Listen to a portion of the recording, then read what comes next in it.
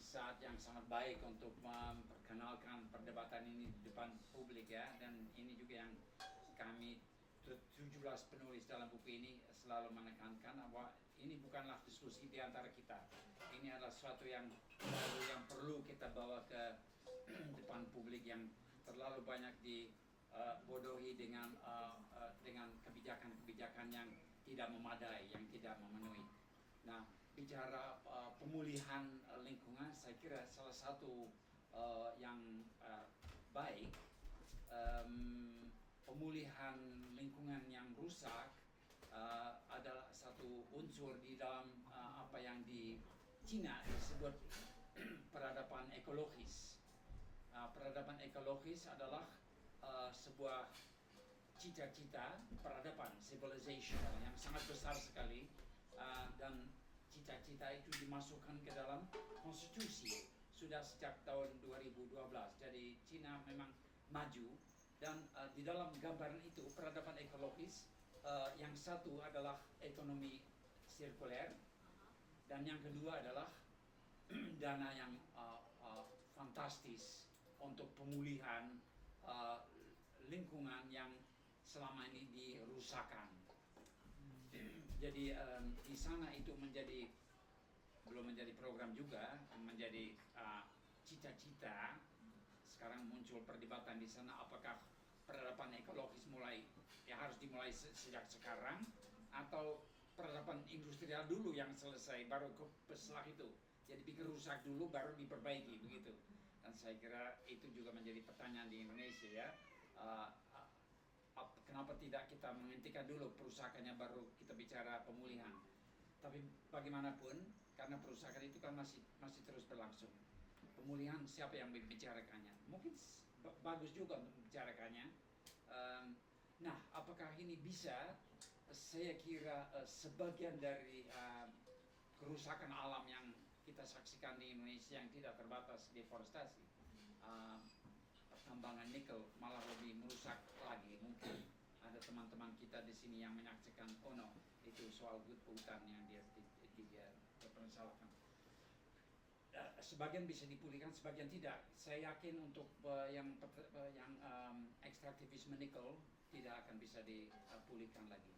Ini adalah menutup lahan yang ratusan ribu hektar. Kalau kita melihat konsesinya, tanahnya semua diambil, disiram dengan asam, dibakar pada suhu berapa ratus derajat Celcius, kemudian 1.500 derajat berapa? Celcius.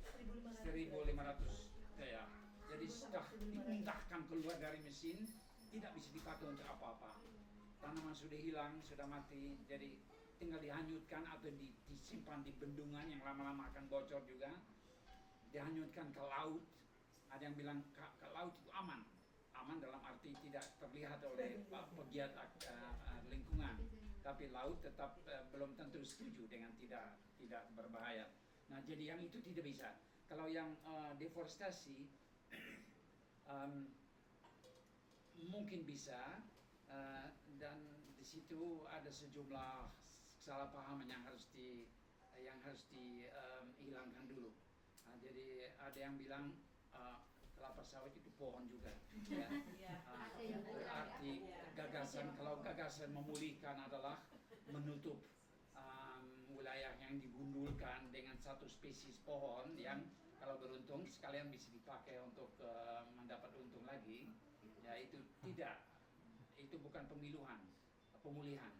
Itu adalah pembodohan masyarakat dan tetap pengerusakan di sana, karena monokultur itu tidak sama dengan keanekaragaman hayati, biodiversitas. Sebuah hutan alam asli, biodiversitas ini di daerah tropis sangat fantastis. Ada yang menghitung jumlah spesies binatang dan tanaman yang ada di dalamnya, dan jumlahnya ribuan, puluhan ribu. Apakah bisa pulih seperti itu? Mungkin untuk sebagian, mungkin butuh waktu 100 tahun mungkin. Saya nggak yakin. Tapi jangan dengan model yang salah.